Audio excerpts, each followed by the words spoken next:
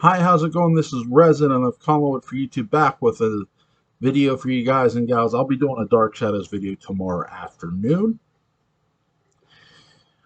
I'm here to do a video by request, requested by the Myers Fan 25, fellow friend and YouTuber. Uh, Link to his channel will be in the description box. Now, he asked me to talk about how they should put over Allison in Halloween Ends. I'm not going to do that. I'm going to do something a little different for you. I'm going to do what I would have done. I'm going to use their characters. I'm going to do two. One, using their characters in some of their plot, but change it a bit. And two, using a different plot. Okay? I think that's fair. So here we go. Now, it starts off in a sanitarium. Would I have started it off there? I think so. The podcasters aren't a bad idea.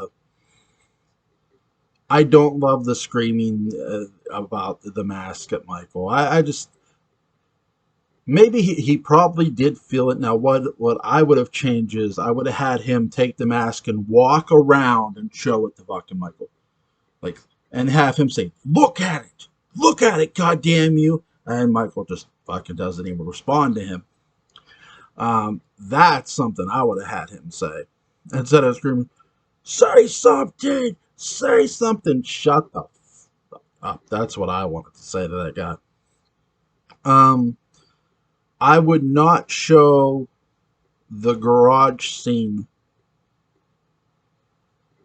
right away after the bus crash. Now, the bus crashes with Sartain being it. I don't love the Sartain because it feels like Sartain helped him. So no, Sartain would not have been on the bus for me. That's another thing. Michael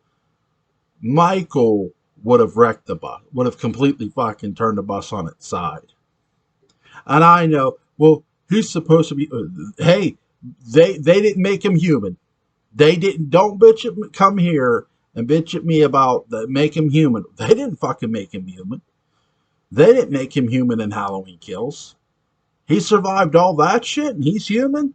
Explain that one to me. No. No. I would have had him flip the bus. I love him killing the kid. That was fucking great. I love that. That I would keep. Here's where things differ from mine to theirs. Michael Myers, remember, you don't see the garage scene right away. So after the escape,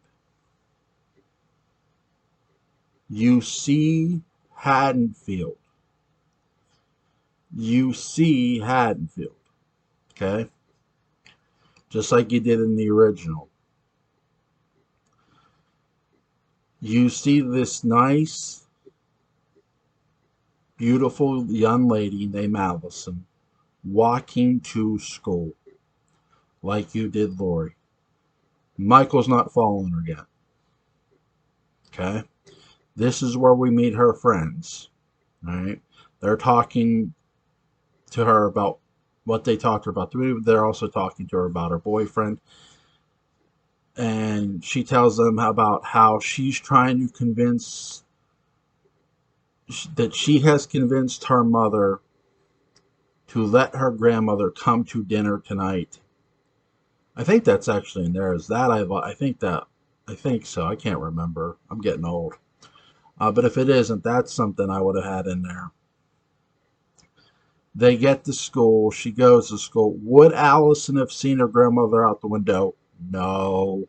No, I would not have had that. Allison has not seen her grandmother all day.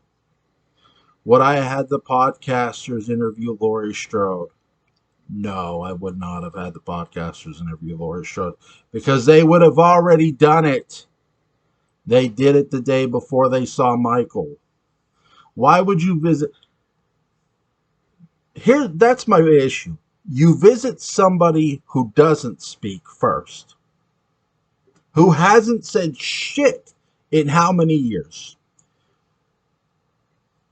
Visit Laurie Strode first, then go see Michael. Okay? Yes, the podcaster still have the mask. I'll get to that here in a moment. So no, the podcaster, you don't see the podcasters visiting Laurie Strode. Laurie Strode, or sorry, Allison goes through school. She's sitting in school. We see her at lunch. This movie would have been Allison's movie. You would have been seeing her talking to her friends, having normal conversations. Nothing about Michael, nothing about Laurie. They're not related. There's no reason to have that conversation on the surface, right? We finally see her and her boyfriend walking walking home. Okay, or at least they. And he goes. He realizes something. He says, "We're not walking to your house." She goes, "No, I'm walking to the cemetery." He said, "Why?" And he says, "Why? I think that's where my grandma is. I hope not, but I think she's there." Oh, that's right. It's the 40-year anniversary of the murders.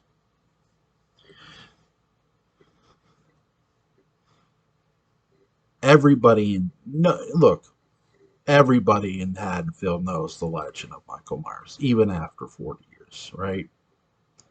That's something I wish we would have gotten, not from Allison, but from like Allison's boyfriend, from anybody. I'll get to Allison's dad. Sorry, I actually skipped over Allison's dad.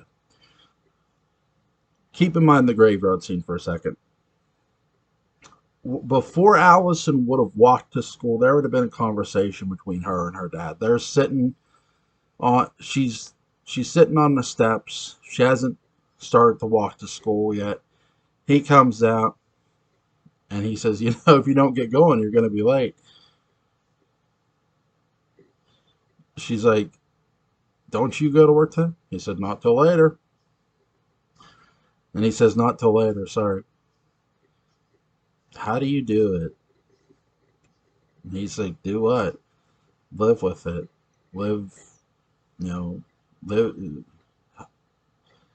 live with grandma and mom." And they argue all the time. All they do is fight. They fight about how grandma raised mom, how all grandma does is obsess about that Michael guy. I uh, I forget sometimes that you're not from here. And he sits down beside her and he says, "No, I've never been from here. I moved here and I met your mom. And well, the rest is history. Look, I'm not going to tell you to take a side because God knows I just stand and watch. But I know they've been pulling at you for a long time. I'm not going to get mad at the choice you make. And your mom isn't either. And I don't think your grandmother would either. But Allison, no matter what, it's your choice what you do. Your decisions impact the fate you make." And he stands up and walks away. There's the moment we should have got with Allison and her father instead of peanut butter on the penis. I said Allison walked to school. I went over that. So walking to the cemetery now with her boyfriend. Her boyfriend says, "I'll see you later," because he's closer to home than what she is, and because he would always walk her home first. Be a gentleman, right? Lonnie Lamb's son, be a gentleman. Why not? And she's coming upon a cemetery and she comes upon Linda Vanderklog's grave. There's roses on there. There's a dozen roses. She goes to Bob Sims' grave. There's a dozen roses. She comes upon Annie Brackett's grave. There's Laurie Strode sitting on the ground.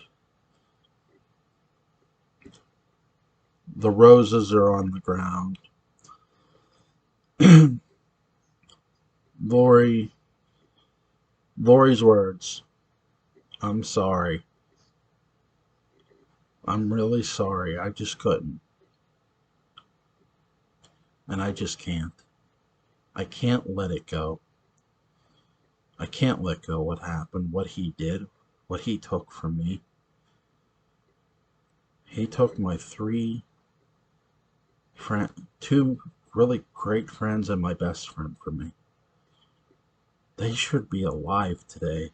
They should be here celebrating life. He robbed them of that. Allison tells her, hasn't he robbed you of that as well? Aren't you a prisoner in a way of him? The way he's been a prisoner of that mental hospital? You can't seem to escape him, even though he's locked up.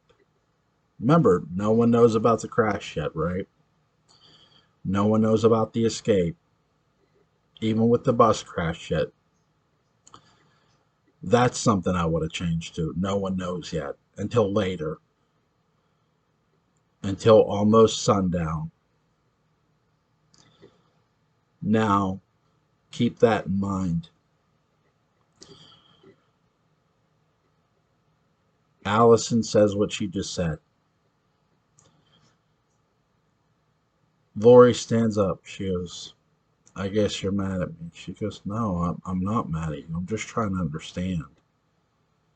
I can't say my mom's not going to be mad. I just hope she doesn't see. And before she finished that, there's her mom yelling, see, this is what I mean, Allison. She can't let it go. And Allison says, Mom, no, don't defend her. Don't defend her. This is what if you want to, celebrate, your friend's death or mourn your friend's death every year, that's your business. But you don't need us to do it. You don't need Allison to do it.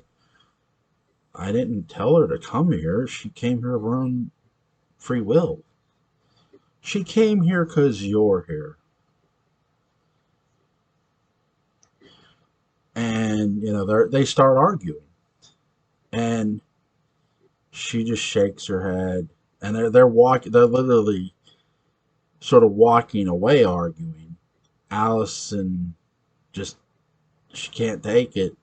She looks at Annie's grave. She takes one of the roses out of the dozen. She's walking through the cemetery. And she finds Judith Meyer's grave. And she looks at the grave. There's no roses on Judith's grave. And why would there be? She's twirling the rose in her hand. With her fingers. And she sets the rose down. Tears start coming out of her eyes. Shaking her head. I'm sorry. I'm sorry what he did to you. I don't know you, but I'm sorry. But he's done a lot worse to my family too. He's torn us apart. All of us.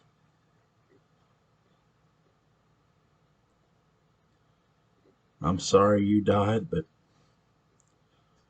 damn your brother to hell. And walks away. Where's this?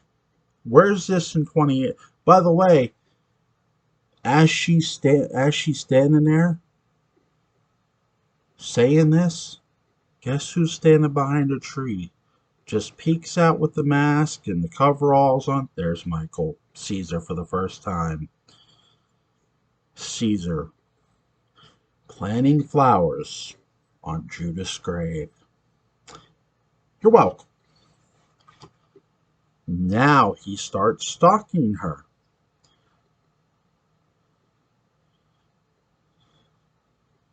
He starts following her. Lori drives away, doesn't see him. Doesn't, again, no one's heard anything. No one's heard anything yet.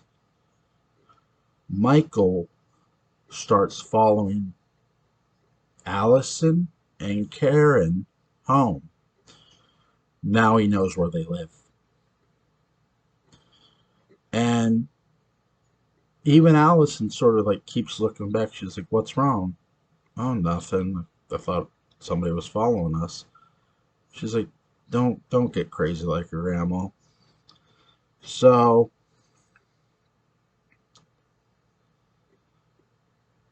finally, it's getting later. Evening. We start to see the sun sort of go down.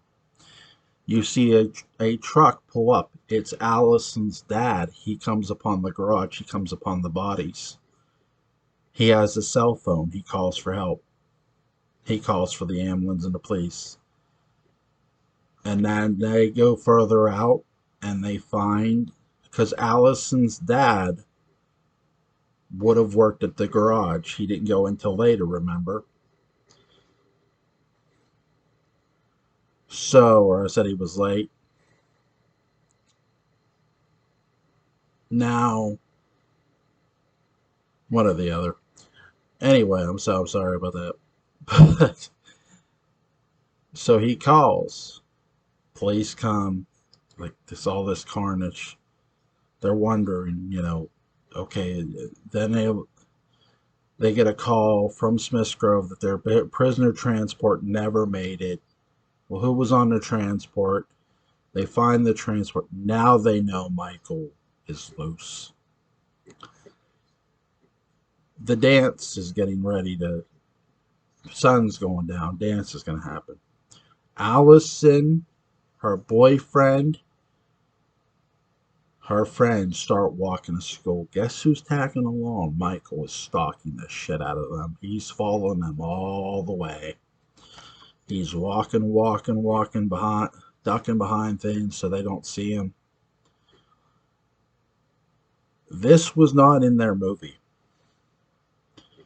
but it would have been, and it should have been. So, Lori tells her daughter, we see a scene between Lori and her daughter, and her daughter goes, "You just missed Allison. Is it worth all that?" She goes, "I just don't want Allison to ever go through something like I went through. What I've been through is hell.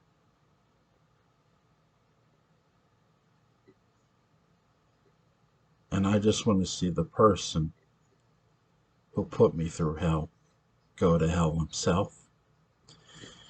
Sort of what Allison's been saying, right? Alice says, "Damn the hell." They don't know Michael's following Allison. No one knows. Remember, no one knows he escaped. Allison gets to school. Everyone's at school. Right? Everyone's having a good time. They're searching. The police finally come into town. They're searching the streets. They don't think to check the school because the school has security. Listen, if you've ever been to a school dance, you know school dances tend to have security. So, security guard gets killed. Both of them. Lights go out. Michael starts killing kids in the dark. People are screaming. They're having trouble seeing what's happening. Finally, emergency generator kicks on. They see what's going on. There's bodies on the ground. There's blood on the floor. People start running. They panic. And generally with a dance, there's usually one door unlocked. Michael's blocking that door. Now they have they have to either go through a guy who's a cold-blooded killer or try to find another way out. So they try to make their way through school and check the doors. They're slowly being picked off. Allison finally is alone with Michael. Well, it's down to her and 9 other students are left. So 10 total. Michael would have killed all but 10 students. This would, by the way, would have played into the next story, as I want to demonstrate something for you. Allison is in the gymnasium, and in the gymnasium they have cricket bats, and if you know what a cricket bat is, you know what it's made of. She takes it as he's coming in the door. He opens, boom, she fucking hits him in the face, knocks him back. Door shuts. And she yells at the kids, the other door, try the exit. The exit's locked. Allison takes the cricket bat and breaks the lock. She's getting the 9 kids out. The other 9 students that's alive. She's knocked him down. She doesn't realize he's gotten back up. She doesn't even she hears it shut. By the time she hears it shut, the one girl looks back, says, Allison, watch out. She turns around. Allison gets it in the shoulder. Allison takes the cricket with her good arm, hits Michael in the nuts, causing the knife to go out of her shoulder. The girl helps Allison out. They're trying to get away. But they go their separate ways to go home. And Allison's like, wait. Michael has gotten out, is walking, and she's running. She's running home. And we see him walking. I mean, he knows where she lives. She gets home. No one's there because by now they've all heard about Michael. They went to go check the school to see if Allison was still at the dance. They left. No one's home. She goes in the house. As she shuts the door, she sees him standing outside. She locks the door. She's backing away. She looks again. He's gone. She goes to the door. She locks it. He's standing outside the door. There's just a small door. He breaks the glass, grabbing her by the throat, choking her. He lets go to unlock the door. She's catching her breath. She gets up off the ground. Give me a second. So she picks up a knife, slashes his wrist. She's trying to get away. Remember, she's locked the other door. She gets it unlocked. But as she opens the door, he grabs her by the head of hair. She back elbows him. He instinctively swings a knife, catches the bottom of her leg, causing her to fall. He tries to grab her leg. He does. But instead of pulling her in, she kicks the door back into his face. The door's partially open and closed.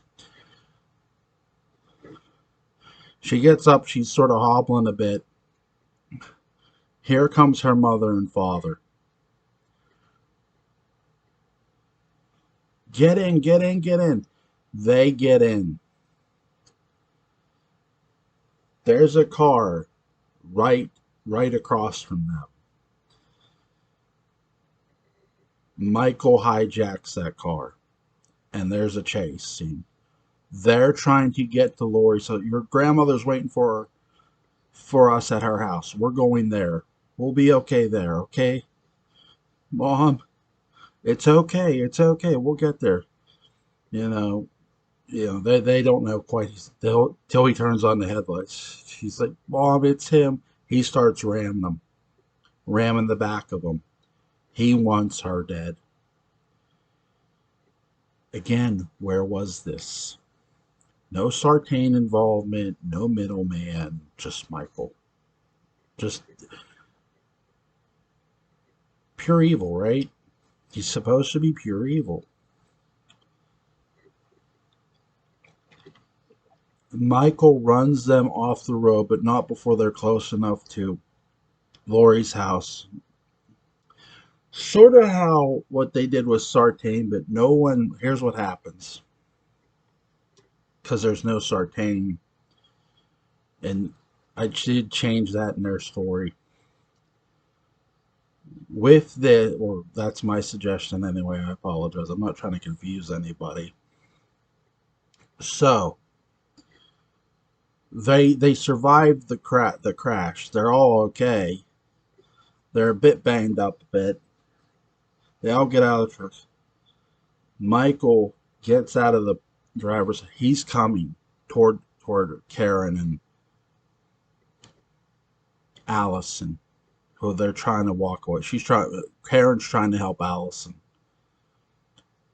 Ray, Allison's father, gets in between the knife and his wife and daughter and gets it in the chest. Dad! Hollers. That's Allison hollering. They make it through the woods. They get to the mannequins. As they're coming, Michael steps out from the mannequins. Lori opens with the Winchester. Bam, bam, bam, right in the chest. Knocks Michael down. Get in the house. Get in the goddamn house.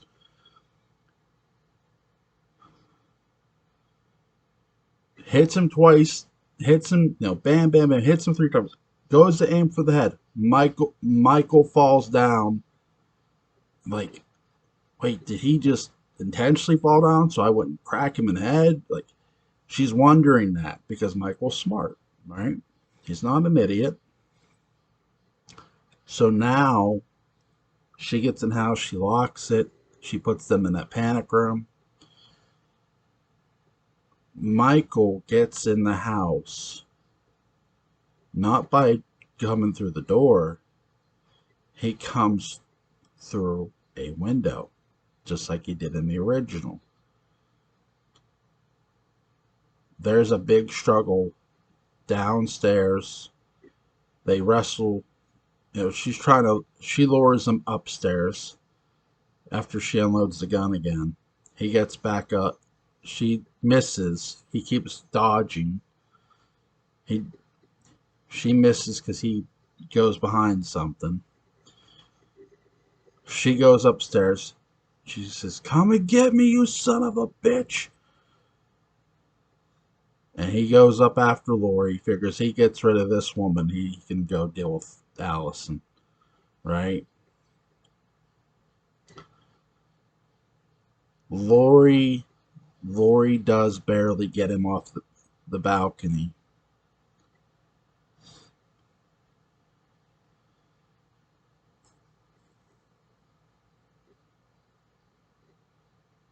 Now, here would have does Lori go off the balcony, I should say. They both do. Not one and the other. They both. Michael sits up. Lori is briefly not breathing, so he just, okay, fuck it, she's dead. So he underestimates her. Again, why not? You've put not only Allison over, you've put Laurie Strode over. You've put Michael over. He's killed enough people. It's time to take it home, right? They're down in the basement. Karen, the door opens. He opens that secret little panel. Karen does grab a gun.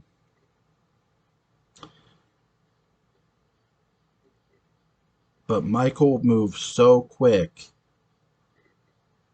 There's where Michael would have got his fingers taken off. Because it's a shotgun. Bam. Downstairs, not through the door. The gun drops. It's over at Allison. He's going to stab her mother the way he stabbed Allison. Hey, motherfucker. He looks, bam, right in the chest. He falls. Twice he falls. They go up the steps. He gets up. He's crawling he's crawling up the steps. He's not walking. He gets to the top steps right before he can grab him. The bar is slammed. Then it gets set on fire. Then that fire thing triggers. Then they get out the house. Then as they're getting away, Allison's crying. Karen says, honey. She looks over at her grandmother. You were right. The boogeyman is real. You were right. Where's that? Where's that? Where's that movie? That's one. Here's two. So I'm sorry if this is long. Dark weeks. I apologize, dear sir. Here's the second one. Laurie Strode would have no family. There'd be no daughter. There'd be no husband. We are going to get two characters from the original. One we did see and one we didn't. We're finally going to get a literal appearance from Ben Tramer, who would be the same age as Laurie.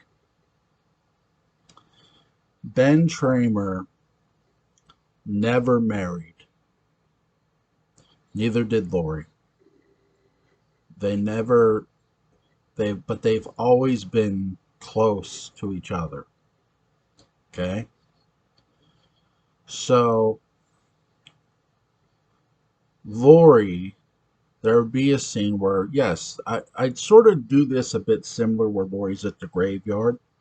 The difference is when Ben comes, she's sitting at, when she's at the grave of Annie, she goes, what brings me here, Ben? She sort of knows he's there. Why do I keep coming back here? It's like a memory I can't let go of. Ben says, or maybe it's fate. Maybe it's fate that keeps bringing you back here. Maybe you're supposed to come here. Maybe I'm supposed to be here with you too. Life's funny. But then there's times life isn't so funny. And we're dealt the hand of death in a way we don't like. Death has a role to play in fate too, I suppose. I'd like to think it's more than that, but I know I've tried to rationalize this too much for you, and that's why we never married. I still love you, Laurie. You're the only girl I ever wanted. She smiles and she shakes her head. Yeah, you want a crazy old woman, huh? There's a younger girl. No, it would not be Andy Matichak. It'd be a lot younger. It'd be 19. By the way, Andy Matichak was only 24. This girl wouldn't have red hair. And Michael would stalk a random girl. A random girl. not a blood relative of Lori, a random girl. And yes, that random girl would be babysitting down on Orange Grove, just like the original, across the street from what was the Wallace house. Well, she'd be babysitting in what was the Doyle house. How would it end? Paying homage to the late, great Donald Pleasance, Laurie Strode shooting Michael off the balcony. Michael would just stalk some random teen. They'd hear about the escape a lot sooner, and Ben would die saving the kids before Laurie got there. Ben would die saving the young girl, and Laurie would end up saving her. The young girl would get stalked a lot like Laurie. She'd fall down the steps like her. Basically, history would repeat itself. Just it's Laurie Strode not quite being Loomis, not being a doctor, mind you, but somebody who's wanting to who's hunting down Michael Myers. So that's my two ways. I hope you enjoyed this. No, it's not what you asked for. I apologize. But it's what you got. No. Hope you enjoy this. Go check out the Myers Fan 25's channel. Link will be in the description box. Also, I forgot to mention, I forgot to tag Killenberg's channel in with the one video I did with Butch. So I'm going to tag it here again. By the way, huge shout out to Butch and his family. Thank you, everybody, first of all. And again, just have a great night. See ya.